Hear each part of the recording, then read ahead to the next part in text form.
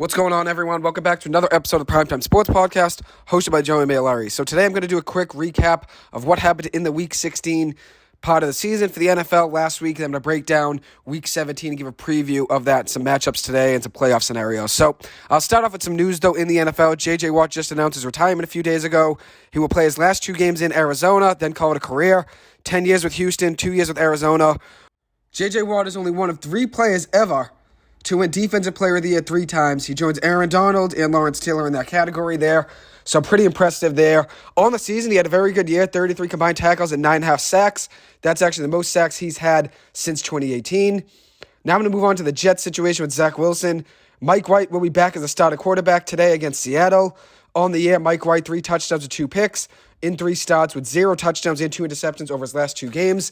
People to stop acting like Mike White's a saving grace and he's the next Joe Montana. For a backup, yeah, he's solid, but he isn't the future of the franchise. People act like, oh, Mike White's playing, so now the Jets are all of a sudden going to be a Super Bowl team. That's not the case. Now that brings me to who the Jets picked at 2nd overall in 2021, who they drafted to be the next franchise quarterback, Zach Wilson. Zach Wilson, his first 22 career starts, 8-14 record, a 70.9 passer rating, 15 touchdowns, and 6.44 yards per attempt. In total, he had 15 touchdowns and 18 picks with a 55.2% completion percentage, averaging 182.8 passing yards per game, and has 6 fumbles, with 2 of those being lost, and 5 rushing touchdowns. So overall, in his career now in 22 starts, 20 total touchdowns, 20 turnovers. You look at Jamarcus Russell, his first 22 starts, 7-15 record, so 1 less win than Zach Wilson, a 70.8 passer rating compared to Zach Wilson's 70.9, 15 touchdowns, the same as Zach Wilson in his first 22 career starts, and 6.34 yards per attempt. Zach Wilson's at 6.44 yards per attempt. 16 total touchdowns for Jamarcus Russell, or 16 passing touchdowns. He actually had a rushing touchdown as well in his first 22 starts. 16 passing touchdowns to 15 picks. Zach Wilson's 15 touchdowns to 18 picks. Jamarcus Russell, 52.74% completion percentage. Zach Wilson's a little bit better than that, 55.2%. 18 fumbles for Jamarcus Russell, with 12 of those being lost. And he averaged 158 yards per game passing, while Zach Wilson averages 183 yards per game passing. So you look at it overall, Jamarcus Russell, 17 total touchdowns to 27 turnovers. Zach Wilson, 20 touchdowns to 20 turnovers in his first 22 starts. What the issue here is that everyone's making it like he's Jamarcus Russell. Yes, Zach Wilson does not look great right now. I'm not going to defend him and say he's been playing great. He should still be the starting quarterback for the Jets. But at the end of the day, he's only in his 2nd year. He has a lot of time left to figure things out. You don't give the 2nd overall pick just 2 years and then say, all right, let's call it quits and let's get rid of him. I mean, there's a chance the Jets do that in the offseason, or they could bring another quarterback to maybe compete with Zach Wilson, maybe like a Jimmy Garoppolo, to make Zach Wilson have to beat him out to try to win the job. And maybe Zach Wilson's just a backup next year. Who knows? But then when you take a guy 2nd overall, especially a guy like Zach Wilson, you knew it was probably going to be a little bit of a project, considering he didn't have a great year last year. This year was just going to be a building year. He didn't really have that building year this year. But at the end of the day, I think it's hard just to say after 2 years, okay, let's just get rid of him and let's move on. You took him 2nd overall. You took Sam Darnold 3rd overall in 2018. Darnold obviously didn't really have much help around him. Didn't have really the defense that Zach Wilson has now. But at the end of the day, you can't give up on Sam Darnold being your 3rd overall pick and then say, okay, let's draft Zach Wilson and then give up on him after 2 years. You got to make a decision and try to roll with the guy. I know they went with Sam Darnold for 3 years. But I think at the end of the day, you're probably going to have to roll with Zach Wilson for another year. I think you have to give him another year. And now I'm going to talk about Zach Wilson, how he played last week. Thursday Night Football versus Jacksonville. He played 7 drives, was 9 of 18 passing for a 50% completion percentage, 92 passing yards, 0 touchdowns, and an interception. That interception, though, is at the end of the first half. Not the biggest deal, in my opinion, getting a pick there. Of course, people that only look at the box score are going to see that and say, oh, Zach Wilson threw an interception. Well, if you only look at the box score, you wouldn't know that it was at halftime in a situation that was just, all right, let's throw a Hail Mary to see what happens. Wilson had a 41.9 quarterback rating in last week's game. For their last offensive drive of the night, the Jets took Zach Wilson out and put in backup quarterback Chris Streveler.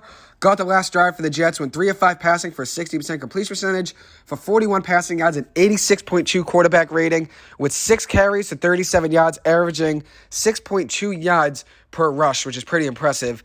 All in all, for the Jets, on 7 drives to Zach Wilson, they only got 78 yards on offense. With just 1 drive under Chris Streveler, the Jets gained 83 yards. So 83 yards for Streveler in 1 drive, 7 drives to Zach Wilson, only 78 yards. Obviously, when you look at that, yes, Streveler did play better in that 1 drive. But as I said, Zach Wilson's only in his 2nd year. I do think he probably could be done, very well could be done in New York. But if I was that GM of that team and I was the one making decisions like Joe Douglas is, I would probably give Zach Wilson another year since I took him second overall, and you really can't give up on a guy after his second year. I don't think you can, at least. I think you got to give him at least one more year. And I know he hasn't looked great. As I just said, Chris Trevor outgained him by 5 yards in 6 last drives. Obviously, that's not the best. But if you look at it, the Jets' offense on 7 drives with Wilson, -7 yards, 4 yards, 1 yard, -2 yards, 23 yards, 28 yards, and -3 yards. Those are the 7 drives and what they gained on offense or what they lost on offense. -7, 4, 1, -2, 23, 28, and -3. But one thing to keep in mind, the Jets try to run the ball consistently on first down, and a good amount of drives on second down as well. They try to run the ball, and they were stopped before the line of scrimmage. Jacksonville's defensive line played pretty well, setting up Zach Wilson and the Jets' offense on 3rd and long multiple times. Zach Wilson faced 3rd and 12, 3rd and 18, 3rd and 21, and 3rd and 25 in 4 of those 7 drives. So I know Zach Wilson struggled. I know that. But when you set up for 3rd and 12 and 3rd and 18 because you can't run the ball and you're consistently trying to run it on 1st and 2nd down and the offensive line and the running backs have no room and no holes to really gain yards on, I mean, Zach Wilson really can't do much there. And I know Wilson struggled this year, only 15 passing touchdowns in his first 21 starts heading into last week, which is tied for 5th fewest among top 2 pick quarterbacks since 1967. 15 passing touchdowns in his first 21 starts is tied for 5th fewest among top 2 pick quarterbacks since 1967. That was according to a stat on Amazon Prime on Thursday night. But keep in mind who else was on that list. Terry Bradshaw had the fewest amount of touchdowns for a top 2 pick in their first 21 starts. Just 13 passing touchdowns in his first 21 starts. You know what happened for Terry Bradshaw at the end of his career? He retired with 4 Super Bowl rings and 4 Super Bowl appearances and ended up being a Hall of Famer. Troy Aikman was on that list as well. He had the 3rd fewest passing touchdowns in his first 21 starts. Just 14 passing touchdowns for Aikman in 21 starts. Went on to win 3 Super Bowls and is also a Hall of Famer as well.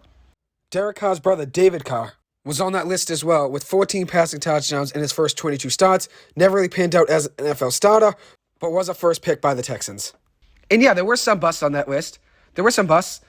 Ryan Leaf, only 13 passing touchdowns. Jamarcus Russell, 15 passing touchdowns. So 13 for Leaf and 15 for Russell in their first 21 starts. But I think at the end of the day, you have to give Zach Wilson another year. Especially considering on that list, yeah, there were some busts, like Jamarcus Russell and Ryan Leaf. But look at 2 Hall of Fame quarterbacks, and Terry Bradshaw won 4 Super Bowls, and Troy Aikman, who won 3. Aikman had just 14 passing touchdowns in his first 21 starts, and Terry Bradshaw only had 13 passing touchdowns in his first 21 starts. So 27 combined touchdowns in their first 21 starts together, so 42 total starts. But if you look at it, they won 7 Super Bowls together, combined. You got to give Zach Wilson another year. You have to give Zach Wilson another year. In that game on Thursday night last week, Jacksonville won that to win their 3rd game in a row, their first 3-game win streak since 2017, which is pretty impressive. They totaled 365 yards, even with the poor weather, and they were moving the ball pretty consistently with Trevor Lawrence. So, good win for the Jags, and they still have a chance now to make the playoffs, depending on what happens in a Week 18 showdown with the Tennessee Titans. No matter what happens today against the Texans, that division, the AFC South, will be coming down to next week, Titans versus the Jaguars. Now to move on to the Denver Broncos. They just fired first-year head coach Nathaniel Hackett, just the 5th head coach to be fired in their first season since 1970. Urban Meyer being one of those 5 head coaches to be fired in their first season, joining Nathaniel Hackett. Obviously, Meyer was fired last year with the Jacksonville Jaguars, so 2 now in the last 2 years, there have been a first-year head coach fired before the end of the season. Nathaniel Hackett lost all control of this team, though, sadly, and Denver was really left with no option but to get rid of him. They had to fire Hackett. I mean, if you look at it, last week's game for Denver, losing in the fashion they did to the Los Angeles Rams, who were really going nowhere and didn't have anyone playing. Aaron Donald wasn't playing. I mean, Jalen Ramsey was playing, but Aaron Donald wasn't playing. Obviously, they were without Matt Stafford and Cooper Kupp. You can't lose that game in the fashion they did. 51-14. You can't lose that game in the fashion they did. And also on the sidelines, backup quarterback Brett Rippon and guard Dalton Risner were going at on the sideline over Russell Wilson getting sacked. And obviously, there's a lot of frustration. A team that had high expectations before the season, not really getting the production and the wins that they thought they'd get by this point in the season. They thought at the end of the day they'd be a Super Bowl team. I know that AFC West division everyone was talking about like it was going to be the best division ever, and obviously it's been pretty underwhelming considering really Kansas City's the powerhouse there, and then the Chargers will be in the playoffs. I mean, they had a good season, I guess, with the Raiders, and the Broncos obviously had disappointing seasons. So after only 15 games, Hackett was let go. 4-11 record in those 15 games. They are last place in the AFC West. And the Broncos, honestly, were just a disaster under him. There's no other way to look at it. They averaged a league worst 15.5 points per game under Hackett, which is Denver's fewest since 1971. So now I'm going to transition to what happened last week in Week 16 of the NFL. It was one of the coldest Sundays in NFL history. Baltimore, there was a home game there for the Ravens. It was 16 degrees, feeling like 2 degrees with the wind chill. Carolina was home. It was 19 degrees there in Carolina and Raleigh, North Carolina. It felt like 8 degrees with the wind chill. The Chicago Bears were home at Soldier Field. It was 9 degrees there at game time, feeling like negative 10 degrees as a wind chill.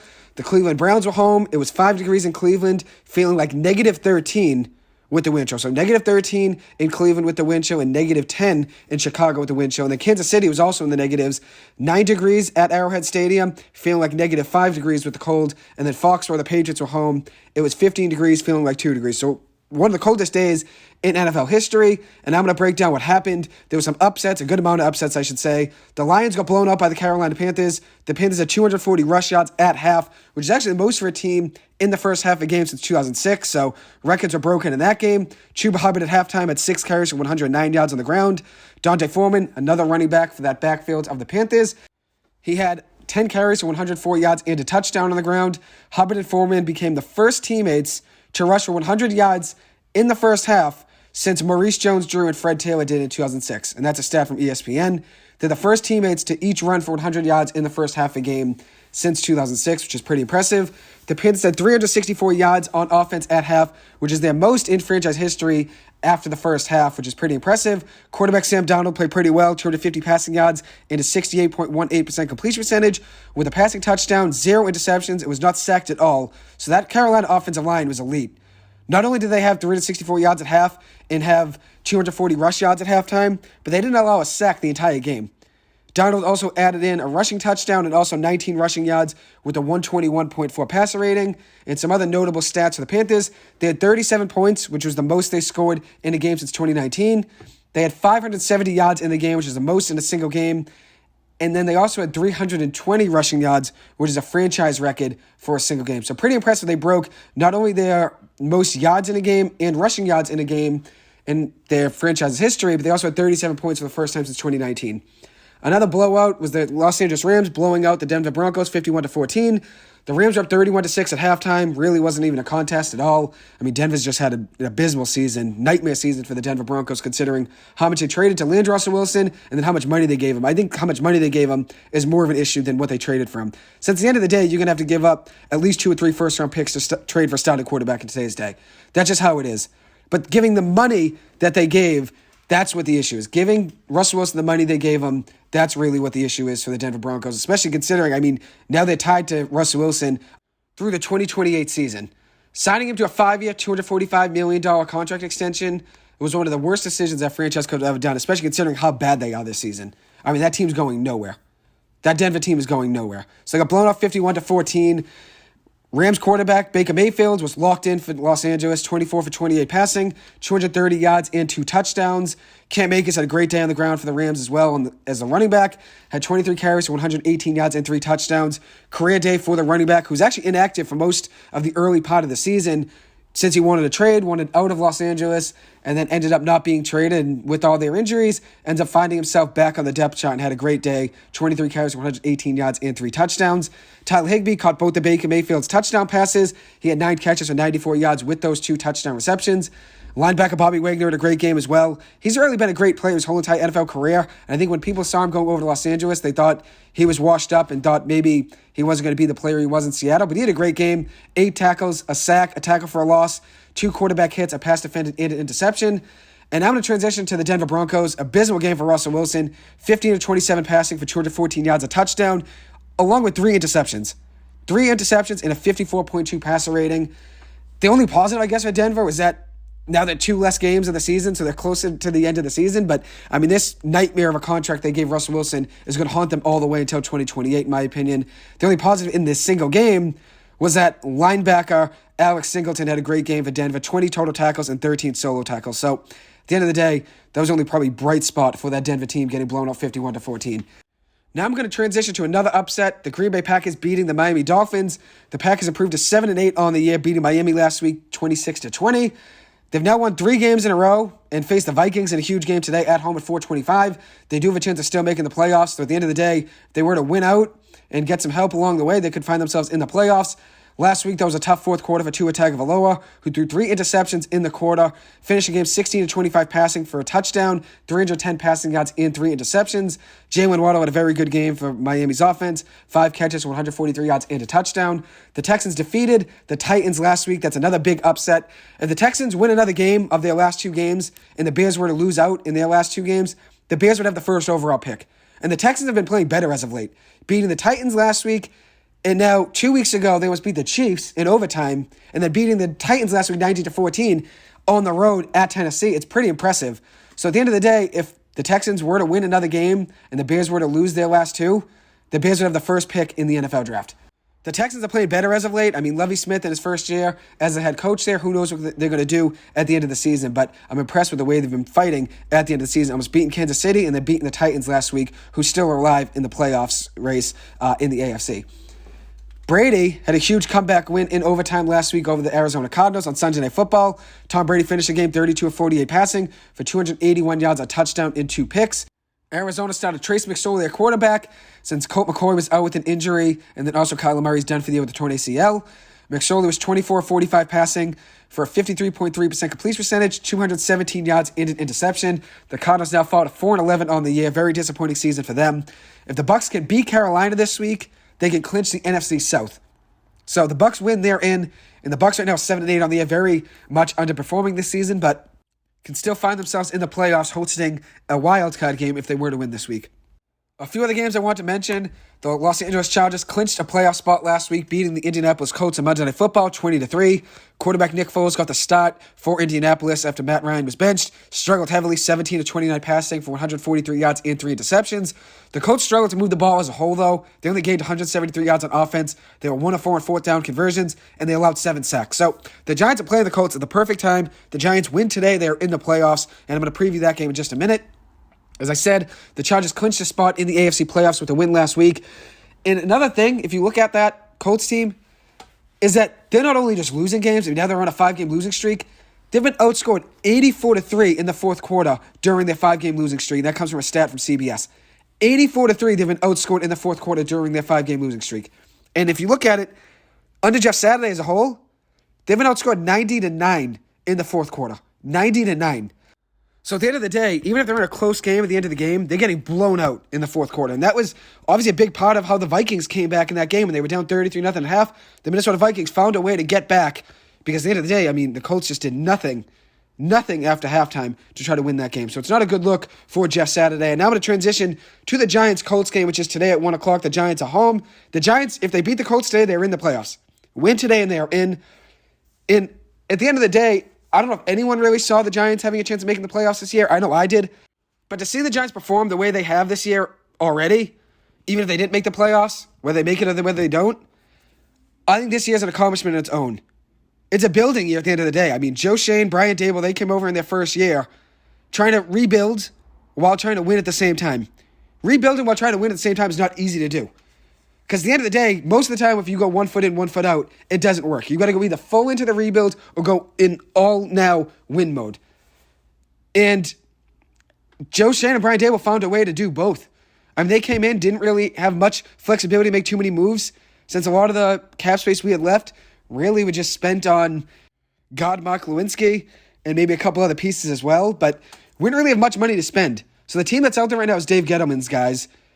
And Joe Shane and Brian Dable probably came in here without expectations of making the playoffs this year. I'm sure they wanted to do it, but they probably didn't expect, hey, we're going to be a 9-win team, 10-win team and make the playoffs. And the way you look at it right now, the Giants win today, they're in. They're in. And I'm so happy to say that because I know how much we've gone through now over the past 5 or 6 years, 7 years now, to get to where we are today and have a chance of making the playoffs. I mean, it's January 1st, 2023. The last time the Giants made the playoffs was 2016. So there's a lot on the line in today's game. And I'm going to preview some things in today's game really quick before I talk a little bit more about the Giants' chances of making the playoffs. Only 3 quarterbacks in the NFL have 3,000 passing yards and 600 rushing yards on the year. That's quarterback Josh Allen of the Bills, Jalen Hurts, quarterback for the Eagles, and Daniel Jones. So that's a pretty good category there to be in, especially considering Allen and Hurts are both MVP candidates. Giants safety Xavier McKinney will be back in the game today in the Giants lineup. First game back from since week 8. He suffered a hinge injury during the bye week in an ATV accident. He will be back today, though, which is a huge add for that Giants secondary. They missed him heavily and have missed Adoree Jackson, who will also be out today. Rodarius Williams will be out today, and Dane Belton. So there's 3 guys right there in the Giants secondary that'll be out. Cornerback Adoree Jackson, cornerback Rodarius Williams, and safety Dane Belton. But they will be getting back Xavier McKinney, their starting safety and captain, which is pretty much all the Giants could ask for, considering when you go out with a hand injury, especially considering one that's kept him out since week 8, you might not have got him back at all during the season. So getting him back for a chance to win today and get into the playoffs, that's huge. The Giants will also have linebacker Azeez Ojulari on the field. He will be playing today. And one thing I want to look at is that the Colts last week allowed 7 sacks to the Chargers. 7 sacks. So you have to hope Kayvon Thibodeau and Azeez Ojulari can generate pressure on Nick Foles and cause him to make mistakes, whether it be a fumble, whether it be an interception, whether it be a sack. Make him make mistakes, especially considering he threw 3 picks last week. And it was 17 to 29 passing. You have to cause him to make mistakes. You have to make him force a pass and make a mistake. So I already broke down the Giants inactives. Now I'm going to break down some of the Colts inactives. Quarterback Matt Ryan will be inactive in today's game. What a terrible year for him. Lost his job, was benched twice now, and is not going to play in the last 2 games of the season. Cornerback Kenny Moore will be out in today's game for the Colts secondary. And then also pass rusher Yannick Ngakoue was placed in the IR a day or 2 ago now with a throat injury. He's leading the team in sacks this year with 9.5 sacks and will be out in today's game. And the Colts are also without their start running back, Jonathan Taylor. He was placed on the injured reserve a few weeks ago now with a high ankle sprain and will be done for the rest of the year. So I already talked about the Giants can make the playoffs if they were to win today. Let's say the Giants were to lose. They could still clinch a playoff spot today if the Seahawks and Commanders lost, or if Seattle, Detroit, and Green Bay all lost, or if Detroit, Green Bay, or Washington all lost. So there's 4 scenarios. Winning in, Seahawks and Commanders lose, that's the second one. The third one, Seattle, Detroit, and Green Bay loses, or the fourth one, Detroit, Green Bay, and Washington loses. So there's 4 avenues the Giants can make the playoffs today and clinch and get themselves into the playoffs for this season. But at the end of the day, the best way to do it is winning in, take care of it on your own, and win the game that you can control. You never want to rely on other teams, and I think that's what the Giants are focusing on today is winning in today's game. And I'm looking forward to seeing what the Giants can do. This is the first time the Giants have had a meaningful game in January since 2016. I know obviously in 2020 the Giants almost won the NFC East with 6 wins, almost sneaking into the playoffs, but then the Philadelphia Eagles threw that game against the Washington football team trying to get a better draft pick, and then ended up hurting the Giants' chances of making the playoffs, since if the Eagles were to win that game, leave Jalen Hurts on the field rather than putting in Nate Sudfeld to finish the game and end up throwing that game so the Giants couldn't make the playoffs. So that was a problem. The Giants had to rely on the Eagles to win that game. Today, the best way the Giants can get into the playoffs is winning. Win today and you're in the most meaningful football game they've played since 2016 in January, and you get a chance of making the playoffs in the first year of the Joe Schoen and Brian Daboll era, which is just a miracle. I know not many people probably imagined that. I know I did, but this is the chance for the Giants to turn the franchise around completely. I know this year was a building year, but making the playoffs in a year that everyone expected you to rebuild is huge. It shows we're a year or 2 ahead of what most people thought we'd be at. People probably thought we'd tank for a year or 2 in the Joe Schoen and Brian Daboll era, give it a year or 2 of rebuilding, and then try to make the playoffs. We're doing it in their first year, which is very impressive. The next game I'm going to break down is the Patriots-Dolphins. The Patriots will be playing the Dolphins today. The Dolphins are without edge Bradley Chubb, cornerback Xavier Howard, tackle Teron Armstead, and quarterback Tua Tagovailoa. He is out with a concussion, his second of the year. I just read a report that during the week he was watching film with head coach Mike McDaniel, and there were multiple plays that Tua Tagovailoa could not remember. And Mike McDaniel said, we should probably get you checked for concussion if you don't remember. And obviously memory loss is a symptom of a concussion. And lo and behold, Tua Tagovailoa has his second concussion of the year and will keep him out of this week's game. And who knows what next week. Obviously, his health is more important than a football game. So at the end of the day, Tua Tagovailoa will be out in today's game, and quarterback Teddy Bridgewater will be getting the start for the Miami Dolphins. The Patriots will be without rookie cornerback Marcus Jones, cornerback Jalen Mills, wide receiver Devontae Parker, and tight end Jonnu Smith. If the Patriots were to win today, they have a chance for a win-and-in situation next week against the Buffalo Bills. The Patriots beat the Dolphins today and then beat the Bills next week. They make the playoffs. Obviously, that game's in Buffalo, and Buffalo may still need to win that game, obviously, depending on seeding. So Buffalo's going to want to win that game. So the Patriots are going to be in a tough win-and-in situation next week if they were to win this week. But the best way you can make the playoffs is if you win out and win both of your games. So the Patriots have a chance still. If the Dolphins were to win today and the Jets were to lose, Miami clinches a playoff berth. So there's a lot on the line in this game. Now I'm going to move on to the Panthers-Bucks game. The Buccaneers are without tight end Cameron Brate and their best cornerback, Carlton Davis. The Panthers are without starting cornerback J.C. Horn. Cornerback Josh Norman will be getting the start for the Panthers today. He was working in a coffee shop last week before getting the call from Carolina to come back home and play for them, and a chance for them to make the playoffs, because today the NFC South comes down to this game. If the Bucks win today, they clinch the NFC South and have a playoff berth. If the Panthers were to win today, they set themselves up for a game next week where they can have a win-and-in situation like the Patriots. So there's a lot on the line, and now Josh Norman's getting a chance to start for a team that has a chance of making the playoffs. So obviously a lot on the line there in Carolina. Quarterback Sam Darnold has been great for the Panthers over the last 4 games. In the last 4 games, he started off 4 after coming off the injured reserve. 3-1 record, 759 yards, 4 touchdowns, and 0 picks, with 15 carries for 54 yards and 2 rushing touchdowns. So 6 total touchdowns and no interceptions, with 54 rushing yards and 759 for a passing yard total with a 3-1 record. Pretty impressive run there for Sam Darnold in his 4 starts this year for Carolina. 45-year-old Tom Brady has 21 touchdowns passing on the year for the Tampa Bay Bucks with 9 interceptions. Here's one thing about the Bucks, though. They're 7-8, so it's not the season they envisioned. Obviously, everyone probably thought a Super Bowl run, but if they win today, they're in the playoffs. And I know everyone does not want to play Tom Brady if he were to make the playoffs. So at the end of the day, the Bucks can make the playoffs today with a win, and at the end of the day, once you make the playoffs, records don't matter. Records go away once you make the playoffs.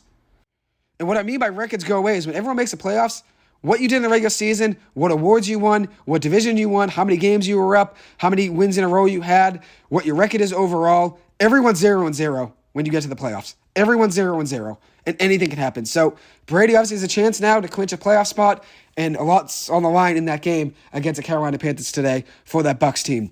Brady's last 4 games, though, he's been struggling. 7 passing touchdowns to 7 picks, with 2 fumbles lost, 1,127 passing yards, and a 65.6% completion percentage over his last 4 games. 7 touchdowns to 9 turnovers, 7 interceptions, and 2 fumbles. So not the best run there for Brady, but hopefully he recovers today and gets that team a win to put them in the playoffs. The next game I'm going to move on to is the Jacksonville Jaguars versus Houston Texans. There's not really much on the line in this game, since the AFC South will come down to that Week 18 battle between the Tennessee Titans and the Jacksonville Jaguars next week. So no matter who wins today in that Jacksonville and Houston game, at the end of the day, it really comes down to who wins next week in that Week 18 game to see who wins the AFC South, whether it's Tennessee or Jacksonville. Jacksonville, though, at one point this season was 3-7, and they've turned their season around completely. And obviously that's a lot to do with how Trevor Lawrence has been playing. And Trevor Lawrence will be playing in the game today. He was limited this week with the toe injury. He will be playing, though. And Trevor Lawrence's progression over the season has been unreal to watch. Unreal to watch. Weeks 1 through 8, Jacksonville had a 2-6 record. Trevor Lawrence completed 62.5% of his passes, only threw 10 touchdown passes and had 6 picks, and had an 84.8 passer rating. So that's weeks 1 through 8. Now you look at weeks 9 through 16. He's been one of the best quarterbacks in the NFL. Top 3 to 5 quarterback in the NFL, in my opinion. I'd put him top 3. Weeks 9 through 16, Jacksonville's had a 5-2 record when they were 2-6 in weeks 1 through 8. Trevor Lawrence has a 69.7% completion percentage in weeks 9 through 16, when he only had a 62.5% completion percentage in weeks 1 through 8. He has 14 passing touchdowns to 1 pick in weeks 9 through 16, compared to the 10 touchdown passes to 6 picks he had in weeks 1 through 8. Now you look at his passer rating. 108.2 passer rating from weeks 9 to 16, when he only had an 84.8 passer rating in week 1 through week 8. So a pretty impressive run here, and they've turned their season around completely, and a lot of that has to do with how great Trevor Lawrence has played this season. He's been excellent to watch. Sensational season for Trevor Lawrence, and he's made himself a cornerstone of the future of the NFL. Now to move on to the Minnesota Vikings-Green Bay Packers game. Green Bay needs to win today to stay alive. They've won 3 in a row, but they have to really win out to even give themselves a chance. And they're also going to have to get some help from other teams. So I'm going to break down that game. Green Bay, as I said, needs to win out. They've won 3 in a row, so they're on a good run right now. The Vikings, 12-3 on the year. They still want to win games too, though. They still want to help their positioning in the NFC playoffs. So at the end of the day, this is a big game for both teams. I think Green Bay wins this game, though, to give themselves a chance next week to beat the Detroit Lions. And they need a little bit of help along the way, but they can make the playoffs if they were to win this week against Minnesota and then win next week as well. And you look at how they've done it. Aaron Rodgers has really turned the season around for that Green Bay team. In his last 6 games, 1,240 passing yards with 10 touchdowns and 6 picks and a 95.5 passer rating. Overall in the season, 24 touchdowns to 11 picks and a 64.8% completion percentage. So he's really turned things around for that Green Bay team. Last 6 games, I said 10 touchdowns to 6 picks. So as I said, Green Bay can still get themselves in the playoffs if they were to win out and get some help along the way if Washington and Seattle were to lose, and also Carolina as well, which Carolina, if they were to lose today, I think they're out anyways. So Green Bay wins today, and they win next week. They could very well find themselves back in the NFC playoffs. So the last game in the preview is the Buffalo Bills versus Cincinnati Bengals. Both these teams have already clinched playoff spots in the AFC.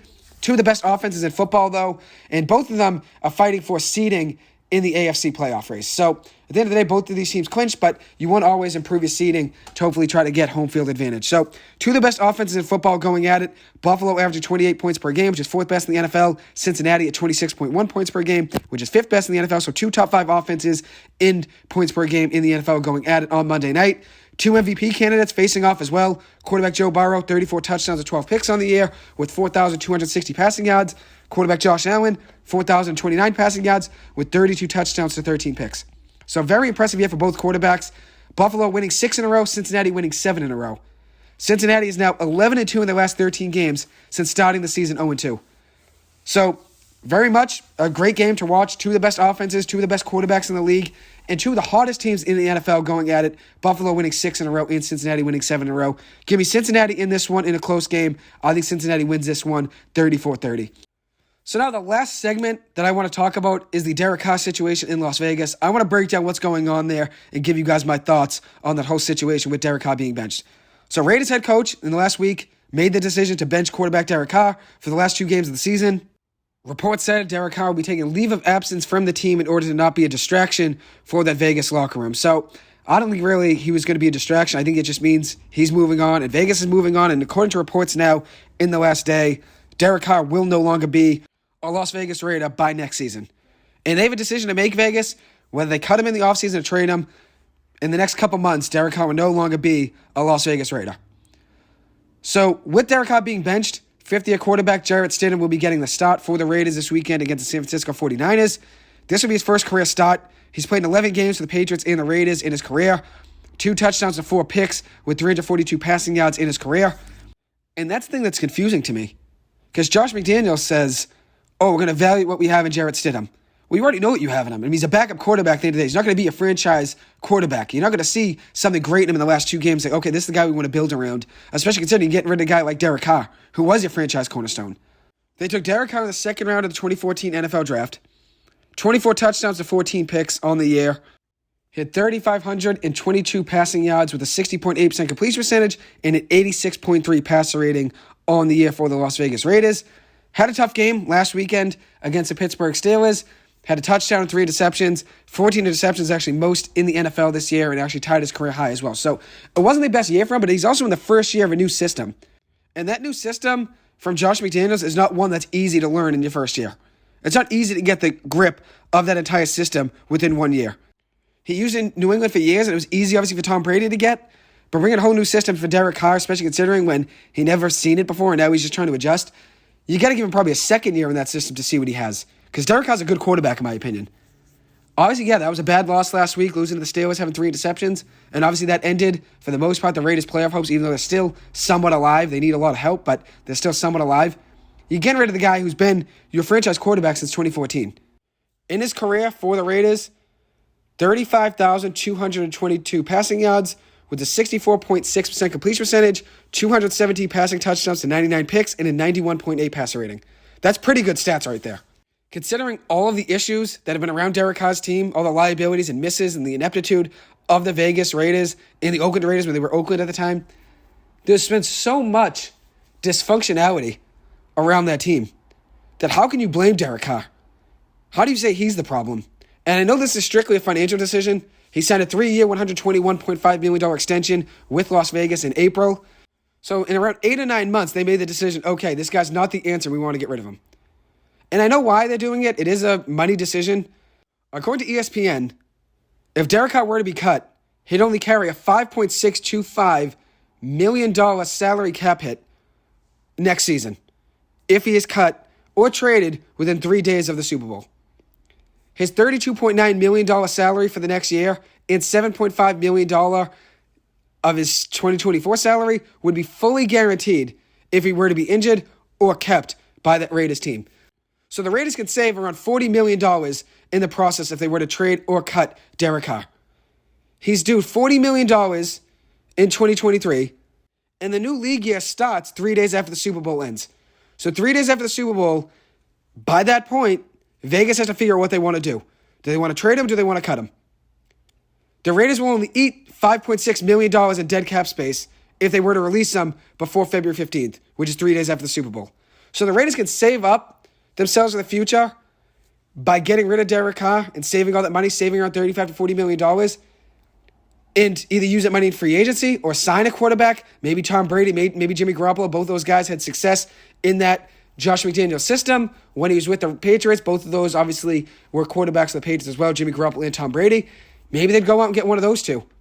But they'd save $40 million in the process by getting rid of Derek Carr. Since, as I said, $32.9 million of salary for 2023 is guaranteed, and $7.5 million he's due in 2024 is fully guaranteed 3 days after the Super Bowl. So they're going to make a decision on him. Whether they want to cut him or trade him, it's going to be one or the other. He is done, according to Adam Schefter in Vegas. The Las Vegas Raiders will be getting rid of Derek Carr no matter what they decide to do. Whether they want to keep him after the 3-day window after the Super Bowl and try to trade him, or they want to cut him before then. Because they could end up keeping him after that 3-day window and maybe hope a team that they trade with will pick up all that money. But at the end of the day, I think that's too much of a liability. I think they're probably just going to say, let's trade him now because it's a better decision making sure we can get rid of him and either cut him or trade him before the February 15th deadline so we don't owe him $40 million. And then at the end of the day, no matter what we do, we're only losing $5.6 million in cap space. So either way, they're going to make a decision, but I do not blame Derek Carr for this situation. Now I'm going to give you a breakdown of all of the things that have been around Derek Carr and all of the liabilities, the misses, the ineptitude, the dysfunctionality, the corrupt front office and management and ownership. Derek Carr is getting blamed here, obviously, and I know it's a financial decision, but since Derek Carr was drafted in 2014, the Raiders defense is dead last in takeaways in the NFL with 157 takeaways, and also dead last in points per game allowed in the NFL with 26.1 points per game allowed. So Derek Carr's had no help defensively, and now you look at what they've done in the draft. The Raiders have missed on the draft more than any other team in football in the last 5 years.